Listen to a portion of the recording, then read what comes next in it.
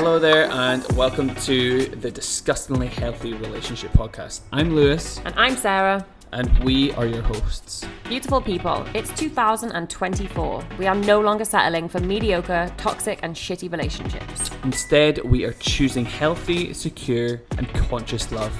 Lewis and I are here to challenge and expand you on all fronts when it comes to healthy relationships. So, if you're ready for unfiltered conversations and massive impact, then let's play. Hello, and welcome back to the show. We are back. We're back. Lewis has got less hair. Yeah, I had a bit of a Britney moment while I was in Bali before I got my visa back. But yeah, just trying to think about what's really different, and then I'm just looking at your head and like, oh yeah, that's really freaking different. There used to be hair there, a lot more hair. But yes, we're back. We're back on the Gold Coast. I'm back home. We're both back home. When we say when we say home, it means Australia. When we say home, it means the UK. Yeah, so we double up. Yeah, so we're back home, which means that we're both back in Australia. And yeah. Oh my God, what a journey. Honestly, yeah. I feel like we've got a lot to update on, but I also feel traumatized by it all at the same time. Same. It's just been so, like, you cannot describe the journey that we went through at all in like plain words. No, journey. It was a journey. Crazy journey. Yeah, I guess one thing that's good about it, like the person that came to my mind then was like, we didn't falter. Like, no. Like personally as a couple. Like obviously we were struggling. It was hard. We had days where I just cried, and you had days where you just were really, really down and just, angry at the world. But like between you and I, it like strengthened our relationship. And I think so. It proved to us that like we can handle fucking anything. Excuse my French, but like we can. And I'm so sure of that now. And like, yeah, I'm really proud of how we didn't. Even if we had like a wobble, that would have been so valid and so fair. But like, I'm glad that we still handled it in the way that we would hope that we would. Yeah. Like when things are good, we'd like to imagine, if things were hard, we'd be able to handle it fine. Like we're strong. Like we walked the walk, is what I'm saying. Absolutely. Yeah. Absolutely. I think you're absolutely right. We dealt with every situation that we could have in the best possible way for us. And you're right. I think it did strengthen our bond and just kept each other accountable through that whole sort of journey up until you left me. Yeah. We said bye thinking it was going to be a few days. A couple of days. And then I was like, bye, I'll clean the house for you so it's nice and clean when you get home in a few days. Literally, and 2.5 weeks later, like I got back. That was really hard. I feel like that week was just like, I didn't even feel like it was real. Or that fortnight, sorry. Or that 3 weeks maybe. It just didn't even feel real. Like I think I just threw myself back into normal life. Like I was so busy every weekend, like catching up with people that I hadn't seen in 2 months and like cleaning all the time. And like, I just didn't give myself a minute to feel because I feel like it was too big to feel by myself. I didn't want to like go into feeling all the feelings that came with the journey that we'd been on alone because I didn't know if I'd be able to handle it perhaps. So I just kept myself so busy, and then I think all my emotion just built up. I was just going to say, interesting caveat to that, you might have not felt safe enough to let yourself feel without. I didn't have support. Yeah. I had like you on the phone, but also you were not grounded either. No, I wasn't. I was and understandably. I was still in a bit of hysteria and just the whole uncertainty of everything was just a bit wild, and it really got to me like towards the end. Just constantly waiting. And remember last minute I was ready to jump on a flight, got flights and stuff like that, looked out to book, and still no visa came through, and I had to spend the whole weekend trying to save money in a hotel. And it was just it's bad when you're in Bali and you're having to eat packet noodles from Bali. Like, Bali's a cheap enough place as it is, let alone just add in what you'd usually do back home. If you're struggling with money, everybody goes to noodles, right? So anyway, just the people that have jumped in and don't know what happened, like Lewis and I got stuck in Bali waiting for a visa to come back to Australia. We were there for like 2 to 2.5 months. Yeah. In case people have just jumped in on this episode and they're like, what on earth are they talking about? So funny. I was thinking the exact same. As I was thinking, I was like, I know exactly what you're going to say. Yeah, just in case people didn't know what had happened. Yeah. We both are back in Australia now. Yeah, we are. Yeah, it was very stressful. But yeah, I think like I think it's Carl Jung that says what you resist persists. Mm. And I think for that 2 week period where you were still away, I just like resisted all my feelings, and then they just exploded. Yeah. I think it was like a Tuesday. I was driving to work. You still went home. You'd had a bad day as well, I think the day before, or that same day, or I think it was maybe the day before. I'm not sure, but no, it would have been the Tuesday. Sorry, I cut you off because remember the visa days only came in on Tuesdays and Fridays. I figured out.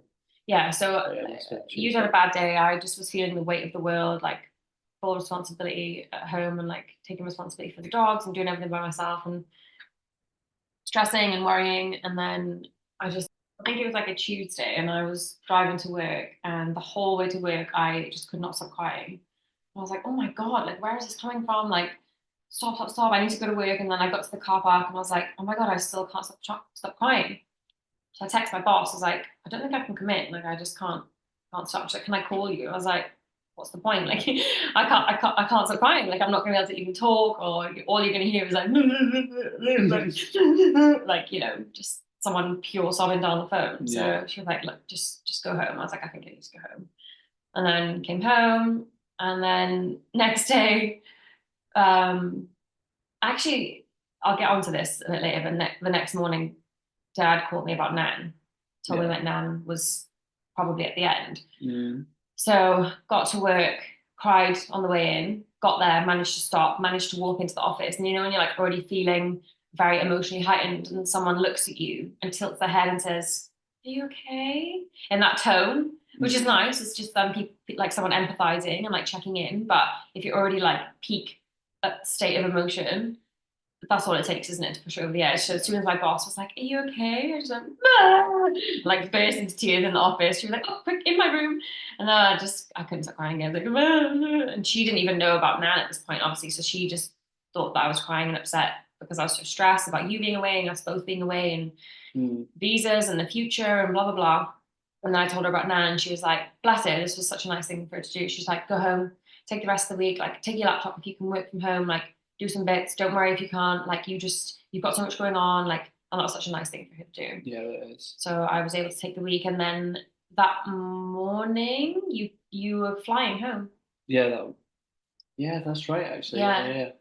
So I fake cried at work just so that I could go home to pick up Lewis, and I'm joking, they were very much real tears, and there was no holding them back. But yeah, at least I got to pick you up from the airport, which was nice, because you thought that you were going to have to get an Uber by yourself. And I was like, oh, that's so sad. Like after everything that we've been through, like you were going to land and there was going to be no one there to greet you. So I'm so glad that I was able to be there. What did I do? I texted you saying. You texted me saying. No, I said, tell me when you land. Yeah, tell me when you land. And I thought, okay, cool, that's fine. She just wants to know, which is normal, nothing out of the blue. And then you text me saying, oh, your Uber's here. I was like, what are you on about? Like, I haven't booked it yet.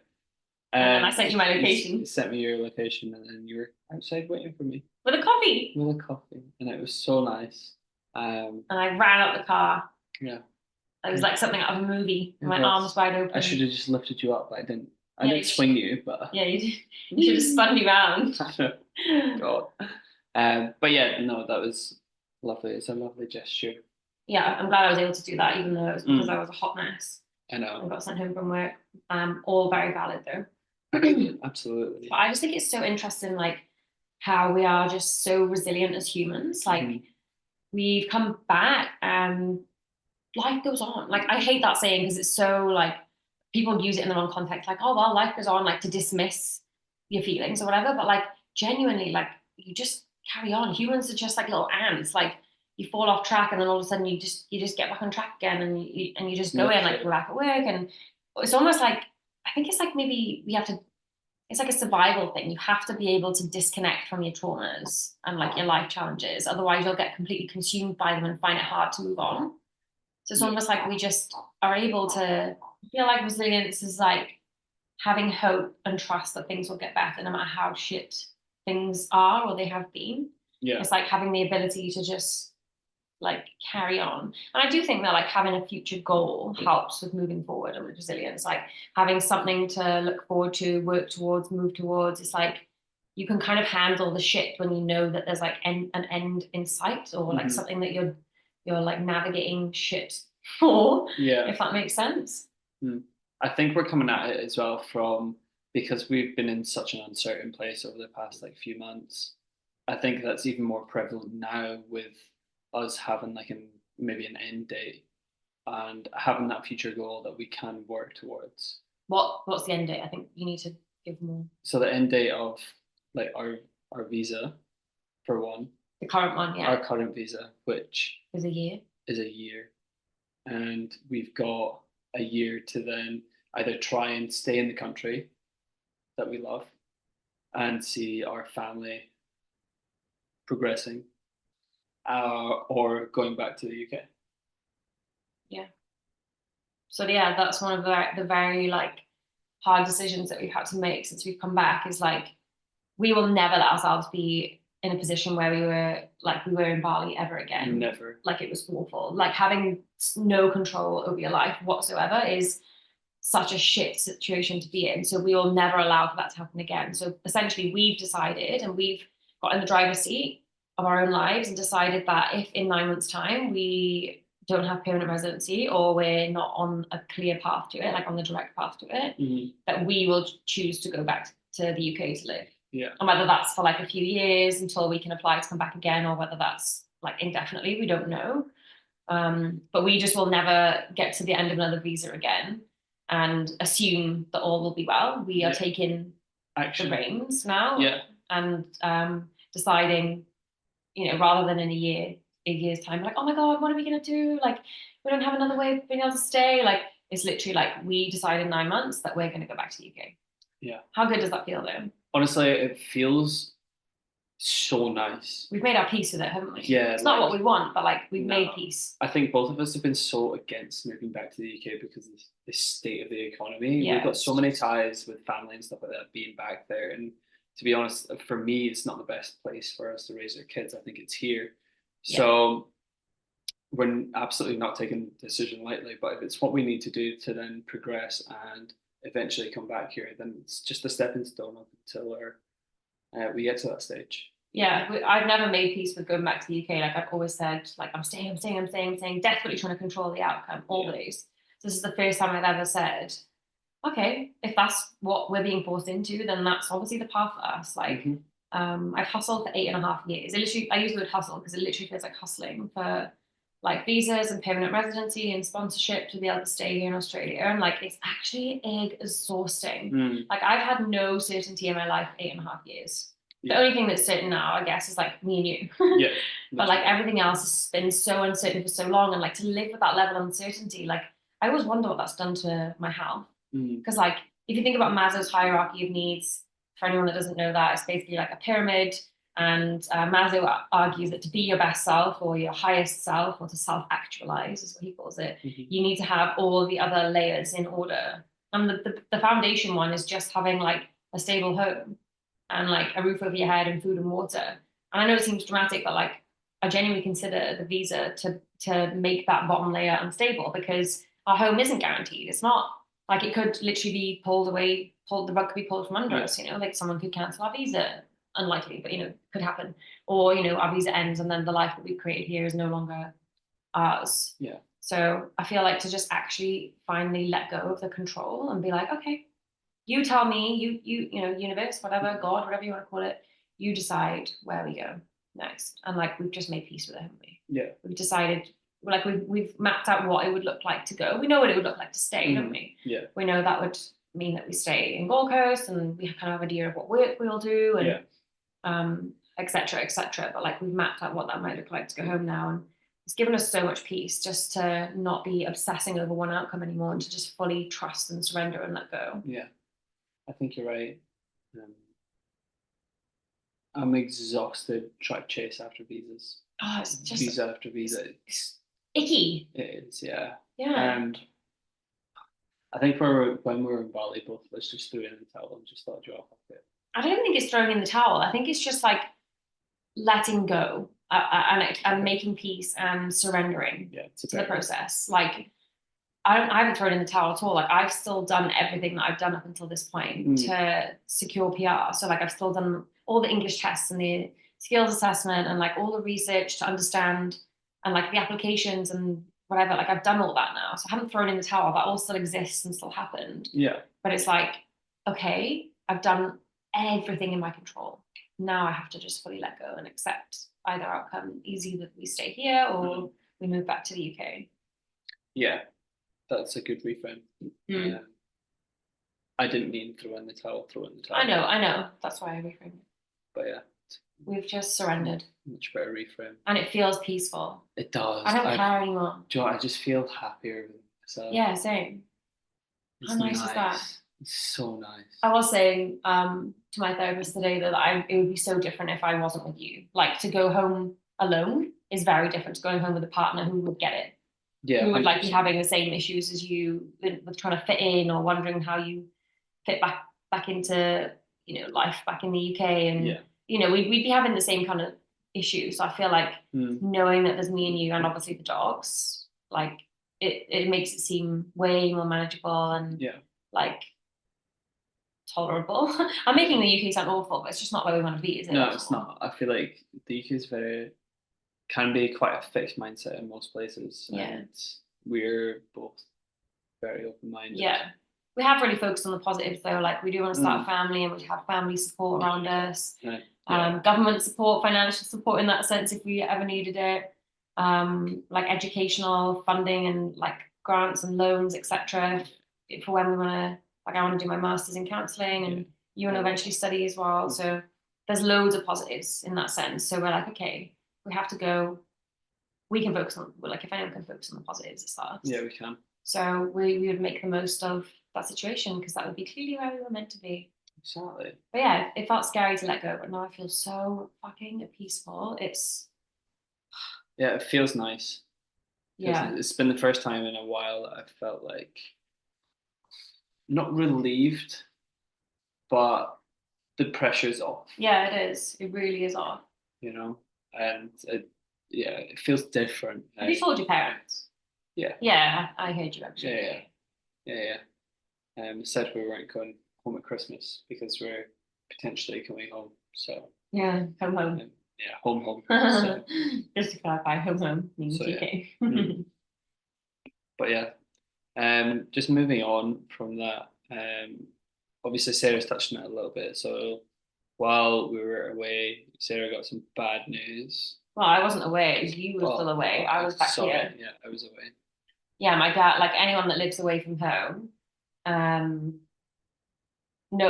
know what I mean when they say like I got a call from dad. And my parents never call me, right? I'm always the one that calls them. That's fine. I don't have any issues with that. We message a lot back and forth throughout the week anyway. It's just that I think they're just useless with time zones and they don't know when's a good time, so they just wait for me to call basically.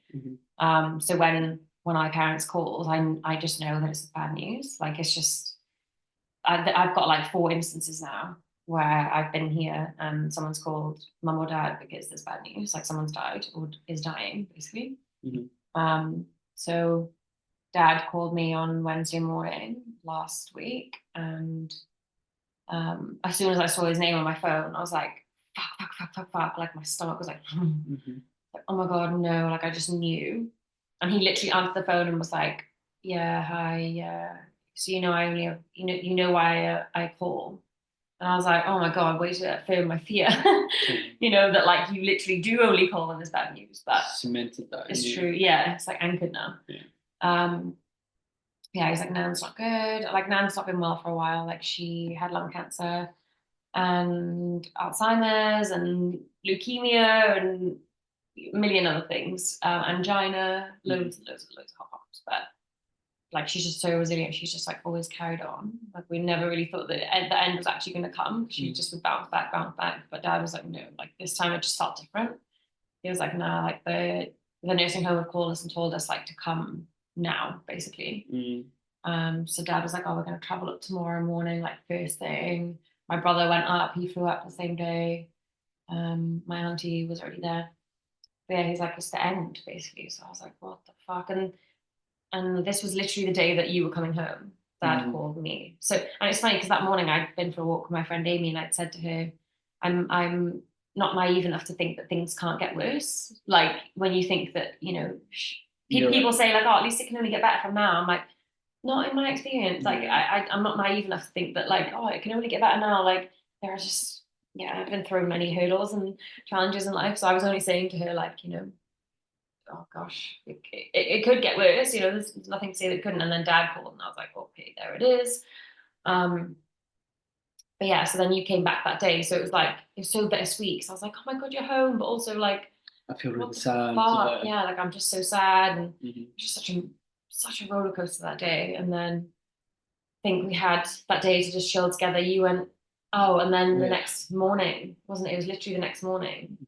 I went back to work and then. You went back to work, and then that was the morning that I found out that Nan died Mhm. in like UK the day before kind of thing. Mhm. But we were asleep when it happened, so we didn't know. Yeah. Oh my God. Crazy, isn't You it? just couldn't write it. No. But yeah, that was really hard. Like it's really hard when you find out that someone's died when you're not with your family or with anyone that knows them. So like I just have been feeling like this enormous loss and grief, but I've had no one that gets it to bounce off, if that makes sense. Like Lewis has obviously been an amazing support, but he's not in it with me. He's not in the feeling and in the loss with me. So it's just I feel very, or not so bad now. I'm feeling a bit, not so much now. I'm feeling a bit more grounded this week, but I felt very lonely and like isolated, um, like during that week and like the whole weekend. Just yeah, it's just like such an awful. I feel like when you're grieving, what really helps is like being around people that knew the person, because then grief's hard, but then you do still get the moments where you can like laugh or like share memories or like have kind of like happier discussions about the person that's died. Or but when you're just by yourself, you're just there with your sadness, and you don't get any of that kind of like lightness Yeah. from the experience as well.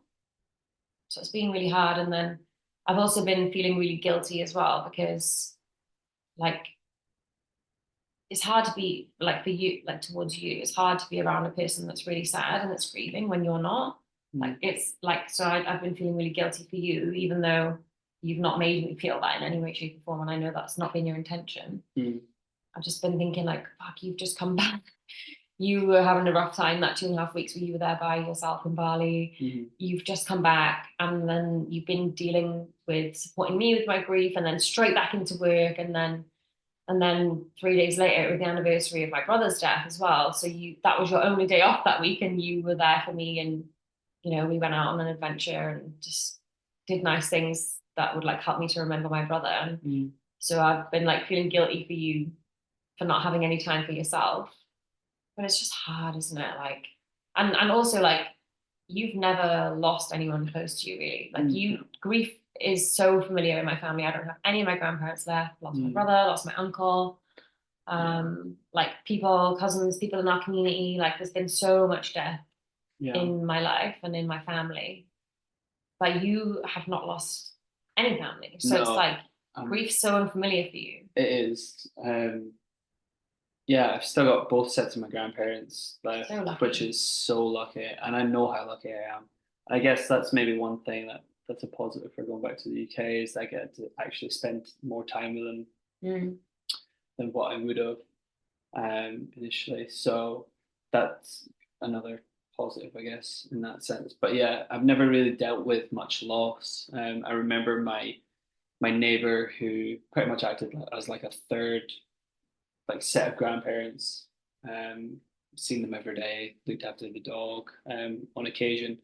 And when he passed away, that was hard. That's the first time I've experienced loss. But I was also like about 10, maybe about 12 years old, something like that, 12 or 15. Can't really remember the actual. 10 or 15. Yeah, it's a big disparity. Yeah. A big gap. A 12 is in my head, but um, yeah, that's the first time I've sort of dealt with loss, and I've never really like thought about it in that sense, like how I actually felt in the moment and like went through it, and because it wasn't really someone immediate to my family. Yeah. It was, but it wasn't. So yeah, I've never really had to deal with that. So I've found it quite challenging trying to be of comfort to you, but also not try and trigger you in any way, shape, or form. But the only thing I can think of that, well, which I'd done, was just be a presence and just be there for you and sit in your sadness. That's it. That's literally all you with can you, do. because obviously I didn't know your nan. I wish I did, but yeah, I could just all I can do is just ask questions and how you like nice memories and sort of relive them, I guess. Yeah, and Tell me, so yeah. And I knowing that you don't know much about grief and like supporting people with grief, or don't have much your experiences, rather than assuming that you would know like what to say to me or like what I would need, I took it upon myself to just tell you. Like I just said, like just ask. You can ask questions about the person. It's nice to speak about them, or just be with me in my sadness. Like you don't need to try and fix anything. Yeah. Or like I just was more explicit. And then if you did something that was nice, I would just say, "Oh, that was really nice that you did that." You know, it was really nice that you just came and hugged me when I was crying earlier without saying anything. Like, because you're not to know. Like I couldn't be mad at you or disappointed in you with your attempts to support me if I hadn't explicitly told you what was helpful or not anyway. But that I'm only able to do that because I do have so much experience with grief and loss, and I just know from personal experience like what is helpful and what's not. So I was able to articulate that to you. Yeah, that helped a lot. Because without that, I'd be a little bit lost, and then I'd be feeling guilty because I feel like I'm not sitting in it with you or not helping. I guess go into that fix it sort of modality. Interesting though, because you didn't do that. I was thinking about this, like when say I'm sad, just generally, or having a shit day, just because we're humans and life. I feel like maybe you try and assume responsibility sometimes and like feel guilty, like oh, maybe I should have done something more, maybe I could have done something different. So then you try and fix things. Like that's when you'll do your funny, silly dancing, or you'll like try and make me laugh. But I feel like with grief, you handle it differently, like in terms of supporting me, because you know you can't fix it. Like you can't bring my nan back, and you can't actually take away my sadness. And it would be rude of you to do that almost, because my sadness is a reflection of my love for my nan. So you actually do approach it differently. You don't do your silly dancing and you're like, you know, trying to fix things like jokes and trying to make me laugh. Like you really just stepped into the sadness with me. And it could be also because I have communicated to you what's best to do if I'm sad now, and now maybe you know, or maybe it is just because you know that with grief it's different. You can't. It's irreparable. Yeah, I think it's just a bit of social presence, isn't it? Like just recognizing thoughts, feelings, emotions according to circumstance, right? So I think that's how I sort of differentiate. I'm surprised I managed to say that word without fumbling. Don't doubt yourself. I know, but yeah, look how proud you are. I know. You're like smiling. Happy. Fun. But yeah, I think that's sort of how I approach it, and I'm glad I was there for you, and that helped you. Oh yeah, that's all you can do. My best advice from an experienced griever, unfortunately, I can say that, is to just like step into the sadness with them, like just sit with them and hold their hand, and you know, just hug them, and that's enough. You actually don't have to do anything more than that. And if you really want to take it up a notch, ask them questions about like how they're coping or what's helped them cope today, or ask them questions about their loved one, like you know, what's your favorite memory? You did that when it was the anniversary of my brother on Sunday. You were like, oh, what's your 3 favorite memories of your brother? And that's so nice because people like to talk about their loved ones. Like some people, it's too raw and too soon and too hard. So just bear that in mind. But like for me personally, and like speaking about my loved ones when there's no one around me in my day-to-day life that knows them, it's nice to be able to do that. So that was a nice thing to do. That if you want to take it up a notch, you could ask those kind of questions. Yeah, of course. But please just avoid things like my friend Holly, one of my really, really good friends, like also just really unfamiliar with like how to support people with grief. I told her that my nana died, and I think she said like 2 or 3 times, oh, at least, you know, you can blah, blah, blah, focus on healing now. And oh, at least, you know, and it's my hate when it comes to like if you've shared some bad news with someone and someone saying at least, because it almost takes away from like your sadness. It's like, oh, you know, you shouldn't be sad because at least you've got this now, or at least you can do this now. Like, so I told her this. I was like, I love you. I love our friendship. So I'm just letting you know, like when you say at least, it's a bit invalidating sometimes. Like avoid it. Just avoid saying at least, and just ask someone like instead. How are you coping today? What's helped you cope? How have you remembered your person today? What's your favorite memory of them? Yeah. Like how can I support you? And give things explicit, like how can I support you? Do you want me to come round? Do you want me to walk your dog? Yeah. Do you want me to clean? Can I make any calls, or like can I just be with you? Do you want me to drive you something? Like be explicit in how you can help the person, because people don't like to ask for help. But if you've made it clear on how you can help, it's a little bit easier. So if you just said, I'm there for you, anything you need, let me know. Yeah, that's too vague. It's too vague. Like I wouldn't go to someone, oh, you said anything. Yeah. I'm just wondering, but if someone had said, oh, you could walk my dog, I'm like, oh, could you just go and walk the dog today? Like, you don't feel as bad asking if they've been explicit. So that would be my best advice on how to support your partner or anyone really with the sad news of grief and loss. Anyway, well, not anyway, because that sounds like I'm trying to dismiss that whole like segment that you just spoke about. But... Yeah, Nan's funeral's on Monday, a week today, actually. Yeah. So that's going to be another whole journey in itself. Just I'm not able to go back to the UK, obviously, after everything that happened. I was there 2 months ago, so I'm really glad that I got to say my goodbyes to Nan then. I've always said goodbye to my Nan every time I see her, thinking that it could be the last time. She's 94. But yeah. Major peace. Yeah, I guess. Yeah. No? No. No. Yeah. Monday will be her funeral, and unfortunately I won't be able to be there. I think I'm going to do it on a live stream, but I don't even know how I'm going to feel about that. Like just watching all the sad bits and then not getting any of the sharing of happy memories afterwards. Like it's not going to be. It won't be the experience that you normally would have if you just watching on a screen. Yeah. I feel like it'll be the least I can do to try and be there. You know? I do know. I'm always here to support you as well. I know. Thank you. Appreciate you. So, shall we move on to peak papaya, pineapple, whatever you've added this week? I haven't added anymore. Okay, cool. Good. Pear. No, we can't make this longer. Pears. No, not pears. You just said pear and pears. Yeah, they're the same thing. It's plural. Yeah. Okay. Okay, so my pit of the past couple of weeks, I guess, is been stuck in Bali for like 2 weeks without Sarah. It wasn't great. And then coming back and actually going back to work, my body's been like suffering. Yeah, every day you come home with a new ailment. Like today it's like, Sarah, my fingers are peeling.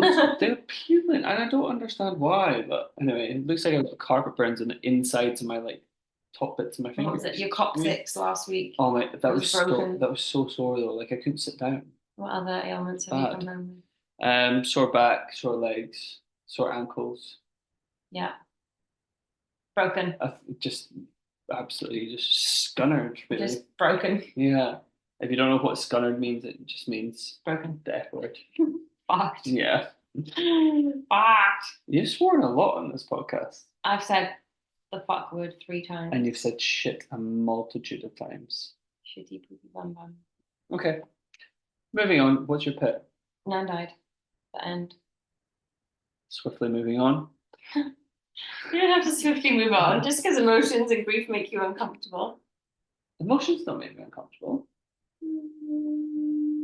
Well, I observe different. It's okay. Like it's just you're becoming more familiar with the whole range of emotions, not just like joy and fun and happiness. You've said it yourself. Like it makes me uncomfortable. It has done in the past. I think I'm getting better at it. Yeah, for sure. Yeah. But yeah. But it's okay to say that it does make you uncomfortable. It does. Yeah.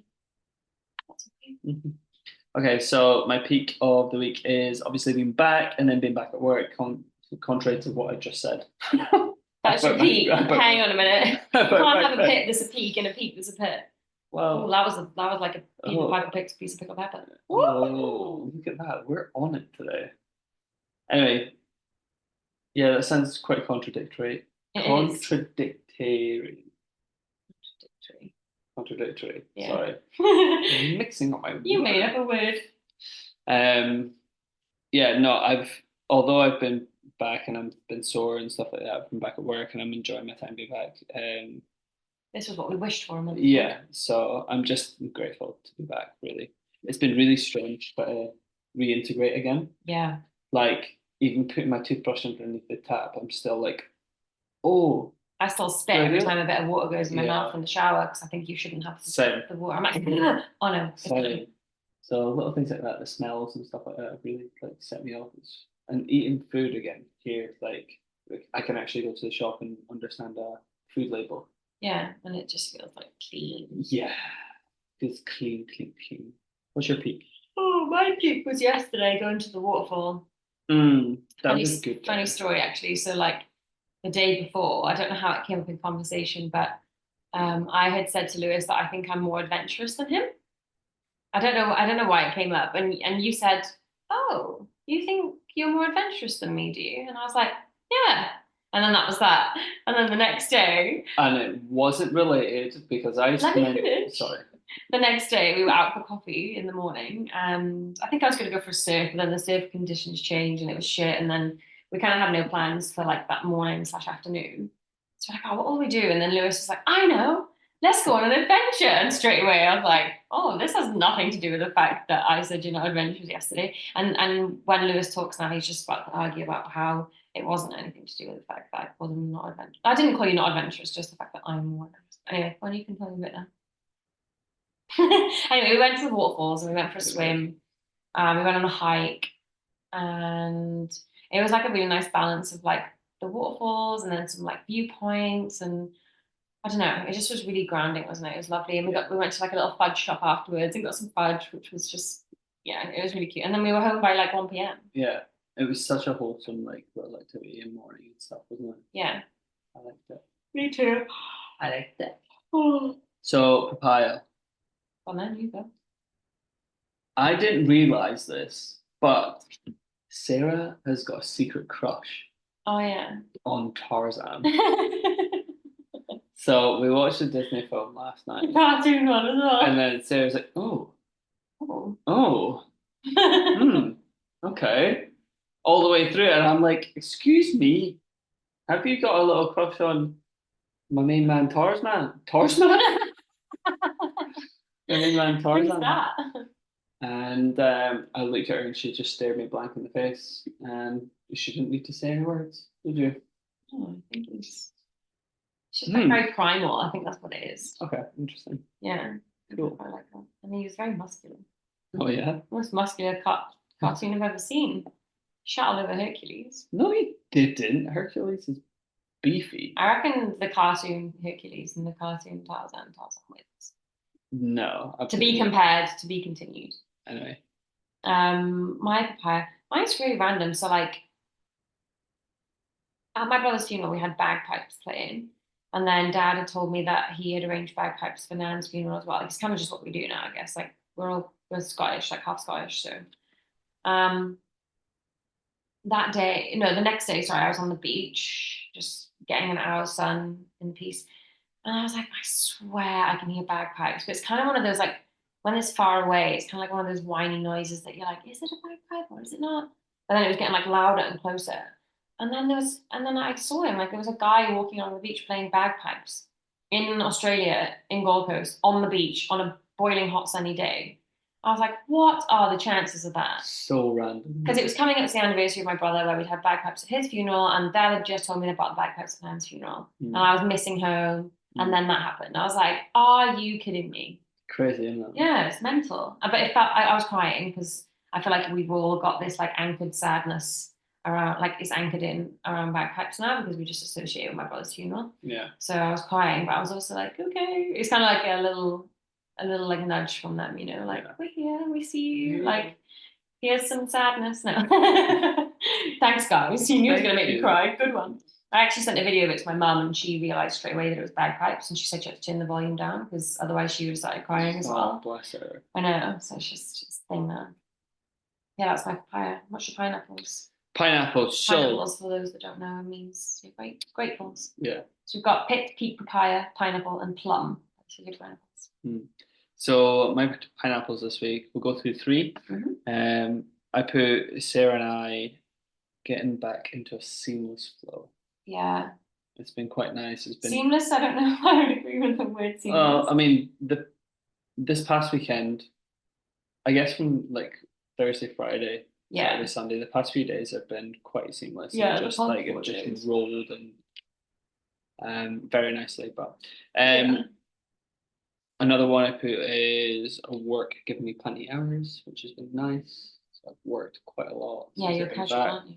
Yep, and I'm very grateful that my car still works after being out for so long. Oh, yeah. It's making questionable noises right now, and the AC has broken on one of the hottest days of the year so far. It's still spring, and it just turned spring, end of winter, and it hit 33 degrees today, and I was choking for some AC.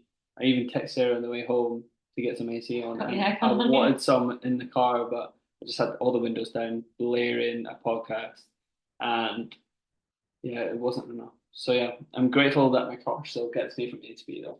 Yeah. But, what about you? What's your plan? One of my gratefuls was that I'm grateful for my boss giving me that week off. Yeah, like it actually wasn't even any of my leave. She was just like, because I don't have any leave because I've been off for like 2.5 months. So she was just like, don't worry about it.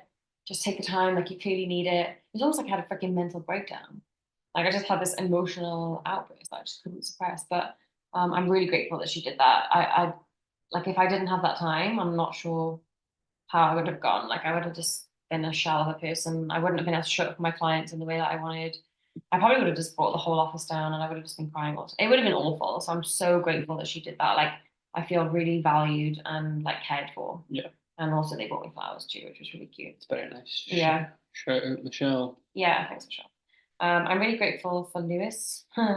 You finally being home and obviously for his support of me, despite like you just had to be really selfless, I think. Like despite your like need for just probably wanting to do things for yourself and like find your own feet, you just got home and straight away showed up for me. So thank you. I'm really grateful for that. Okay.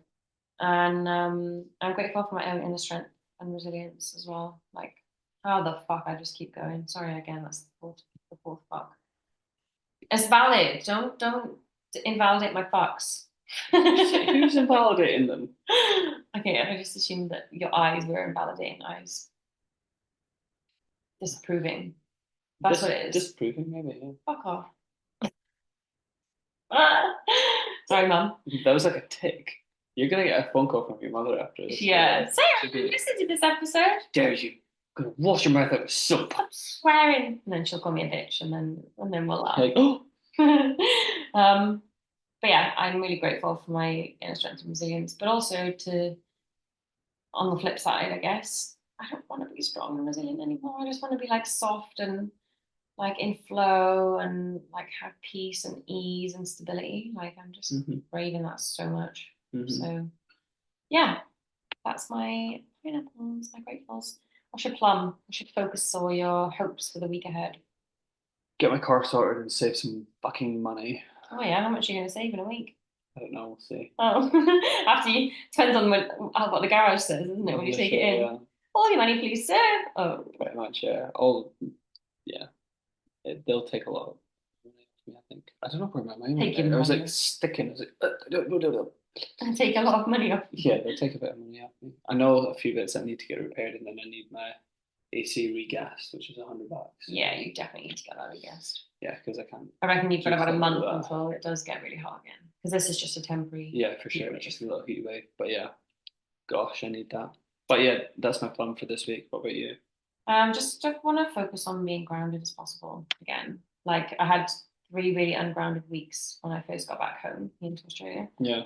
And the last 4 days I felt quite grounded. Okay. And people have like commented like, oh, you seem like really like calm and peaceful. And I'm like, okay, that's how I'm feeling. So not that I care about what other people think, but interesting that their observations match my feelings too. But yeah, I guess it's just like taking things day by day. Like, what do I want to do today? What can I do today? What do I have capacity for today? Rather than thinking too big picture, because that's just too overwhelming and stressful right now. So day by day, that's all I can do. Yeah.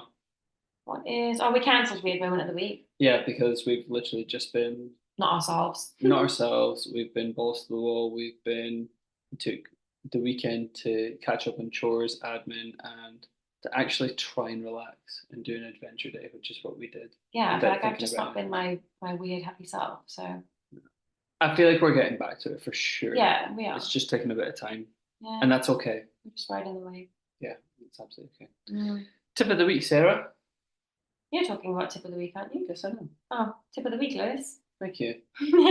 So, tip of the week this week is be where your feet are, in quotation marks. So, essentially having an end goal or a goal for the week or the month or the year, and breaking it down into daily controllables to help you stay present Yeah. and as present as you can. Um, what I found personally, so I've used this term actually quite a lot since I've been back, and it was something I was ruminating on in Bali. Is I spend a lot of time looking back in my past to see what decisions I could have made, and what outcomes it would have led to, and that's just led me into sort of a path of could have been depression. Well, probably was a bit of depression actually, if I'm being really honest. And then I have the flip side of that where I look too far into the future with hopes, goals, and ambitions of creating things without actually making those tangible, sort of controllable efforts towards that goal. So that's why I say be where your feet are. So whenever I came back, that was sort of my mantra when I came back from Bali is just focus on the day-to-day things that I can actually control and not look too far into the future. Um, Obviously, we've got our goals and we've got our um, set point that we're going to work towards, and we've got two things that we're working on, which is great. But just being present in the moment has really helped me be at peace and grounded myself. And I feel like internally I've been a lot happier. Maybe that's just the decisions that we've made over the past few weeks, but um, repeating that and reminding myself of that has really helped me over the past week since I've been back. Yeah. So it's like don't not have goals. Like yeah. Don't be so present that you're not working towards anything. You're just bumbling along. It's like be where your feet are. Like focus on what you can control each day towards the bigger goal without thinking too much about the bigger goal. Just focusing on the small tasks ahead that are going to get you there consistently, continually. You'll eventually get there. You don't have to keep looking ahead and am I there? Am I there yet? Just know what you've got to do to get yourself there and focus on them. Be where your feet are, and it'll help you to feel more present and grounded. And that's what we need right now. So that is our tip to ourselves, to you, from us to you. Interesting. I think I'm just thinking about it just now. There's been a quote from a book that I've listened to ages ago about from The Horse, the Boy, and the Fox. And the boy's in the forest. They're walking through this forest, and the boy said, "Oh, I'm not too sure if I can go any further." And the fox says, "Why not? What's wrong?" Oh, the boy says, "I can't see any further." And the horse turns around and says, "Can you see? Can you take your like one step? Can you take the first step? Can you see that one?" The boy says, "Yeah." The horse says, "Just take it." So take that actionable little first steps towards something. I don't know. I don't know why that in my head. It seemed. I think it's relevant. Fitting. Yeah. So yeah, we're gonna wrap it up there. Thanks for bearing with us. It's been like an emotional roller coaster of a few weeks. So yeah, we're gonna be drip feeding content as and when, and we're committed to doing a podcast on Monday nights now. So yeah, we'll be doing it. So hold us accountable. Thanks for listening. Take care. See you in the next one. Hey guys, thanks so much for being here. We appreciate you so bloody much. You are the best. If you enjoyed this episode, please follow us on Apple or Spotify, whatever you prefer. And don't forget to check out the Instagram page at TDHR Podcast. Information on how you can write your questions into us will also be in the show notes. Till next time. Mwah.